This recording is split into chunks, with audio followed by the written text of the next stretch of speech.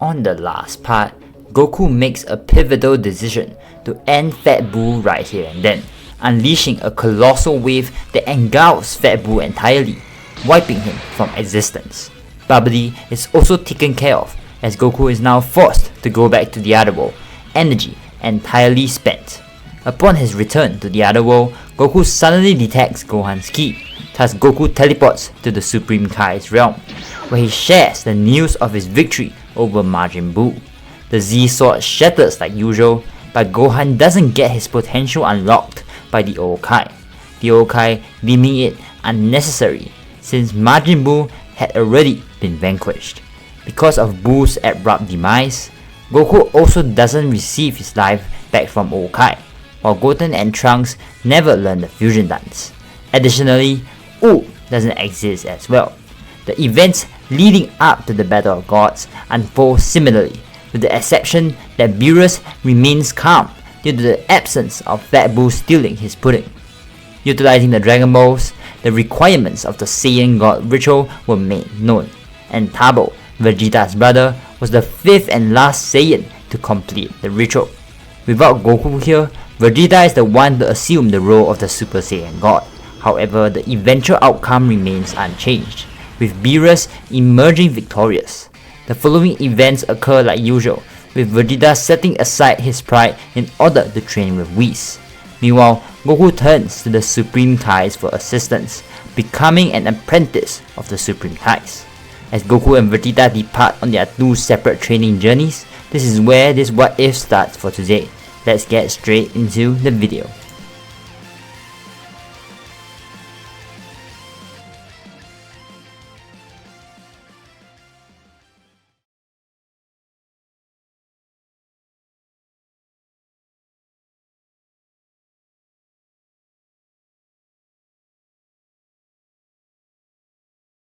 Months passed, and as expected, Sorbet managed to acquire the Earth Dragon Balls once again, resurrecting Frieza. Following the canon storyline, Frieza then dedicates 4 months to rigorous training before setting his sights on Earth. With terrifying ease, he decimates every Z fighter who dared to oppose him. However, as he prepared to deliver the final blow to Gohan, a disturbing twist unfolded. Instead of Goku intervening to save Gohan's life, the blast strikes Gohan with devastating force, snuffing out Gohan's life in an instant. Shock and despair grips everyone, while Frieza reveled in his triumph. Frieza's actions weren't merely about defeating Goku's allies, they were driven by a vindicative rage, fueled by his inability to personally vanquish Goku since Goku was already dead. As Goku watched the horrifying scene unfold through old Kai's crystal ball, his heart pounded with rage and despair. However, the fact that he was dead meant that he remained powerless to intervene. Old Kai wouldn't sacrifice his life for Goku either, knowing that Frieza, while undeniably dangerous, wasn't as uncontrollable as Buu. Frieza's ambitions lay in universal domination rather than just pure destruction. Meanwhile, Vegeta, Beerus and Whis continued their journey towards Earth, unaware of the unfolding tragedy. Without Goku's instant transmission, Vegeta would arrive too late to save Gohan as well. Meanwhile, Goku teleports to King Yama's domain, driven by an urgent need to see his fallen son. At this juncture, Goku had attained a rudimentary understanding of God Ki through his training with the Supreme Kais. Standing on the brink of achieving the Super Saiyan God form, Goku had also mastered several other Kai techniques, including the ability to materialize any substance as well as a potent healing technique. As Frieza's rampage continued, the remaining Z fighters fell one by one to his overwhelming power. Roshi was the first to succumb, followed by Krillin and then Tien Shinhan. Despite brutally defeating them, Frieza opted to keep them alive, relishing the opportunity to inflict further torment upon his helpless victims. However, his sadistic pleasure was tinged with frustration, knowing that Goku, Vegeta, and the mysterious Super Saiyan who had once vanquished him were all absent. In this version of events, we follow the movie continuity. Goten and Trunks were not present, sparing them from Frieza's wrath. Additionally, we can skip past the Ginyu Togoma stuff as well.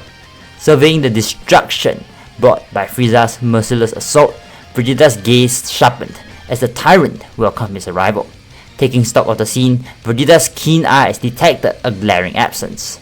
Turning to Piccolo, he demanded to know Gohan's whereabouts, only to be met with a frustrated punch to the ground and the grim confirmation of Gohan's demise. Shock flashed across Vegeta's features before it swiftly gave way to seething rage. How dare Frieza extinguish one of the Saiyan race, a young warrior whom Vegeta had grown fond of over the years, despite his constant admonishments about Gohan squandering his potential. With a primal roar of fury, Vegeta underwent a rapid transformation, ascending to the pinnacle of power as a Super Saiyan Blue. As Frieza proudly revealed his golden form in response, the battlefield crackled with tension. Frieza taunts Vegeta, goading him into battle. Their clash was swift and brutal, with Frieza initially holding the upper hand, his overwhelming power allowing him to beat Vegeta up effortlessly, though Vegeta still did his best to block and evade most of Frieza's assaults, mitigating most of the damage. Despite Frieza's initial dominance, signs of strains began to show. Panting heavily after a barrage of attacks, Frieza's facade of invincibility faltered. With his analytical mind working overtime, Vegeta honed in on Frieza's weakness. With a sudden surge of aggression, Vegeta abandoned his defensive posture and launched a ferocious assault on Frieza. Caught off guard by Vegeta's sudden change in tactics, Frieza found himself overwhelmed as Vegeta unleashed a relentless barrage of blows, driving Frieza to the ground. Standing over his defeated foe, Vegeta delivered a cutting rebuke, highlighting Frieza's errors. His first mistake was failing to master his golden form. His second and more grievous error was underestimating the Prince of All Saiyans and making him his enemy. However, unlike the original canon of events, Vegeta immediately seizes the advantage, leaving Frieza no chance to retaliate as he launches a Big Bang attack at point blank range. The blast engulfs Frieza in a blinding explosion, extinguishing his life in an instant before Frieza could destroy the Earth and before Sorbet could even fire his lethal laser. In a swift and brutal series of actions, Vegeta then swiftly dispatches the remainder of Frieza's forces, showing no mercy or hesitation. Just like that, this arc reaches its conclusion with Vegeta emerging as the undeniable victor, and unfortunately, Gohan stands as the sole casualty. With the absence of previous revivals for Gohan, the Earth Dragon Balls remain fully capable of restoring Gohan back to life. And so, with Frieza vanquished and their fallen comrade resurrected, a new chapter begins for the Z Fighters. With Gohan's untimely demise at the hands of Frieza, a renewed sense of determination ignites within him. His death serves as a wake-up call, forcing him to confront the consequences of his own weakness. Meanwhile, Goku grapples with the guilt of leaving his loved ones vulnerable by remaining in the afterlife. However, Gohan intervenes, reassuring Goku that he will shoulder the responsibility of protecting Earth alongside Vegeta, pledging to take his training seriously once more and stand at the forefront of Earth's defense. Reluctantly, Goku acknowledges Gohan's conviction, backing down from his initial desire to come back to the world of the living. As events now shift towards the Universe 6 vs Universe 7 tournament, the absence of Goku in the land of the living means that the fate of Universe 7 rests firmly on the shoulders of Gohan, Vegeta, and other allies as they face the challenges that lie ahead. So, how will events continue to unfold?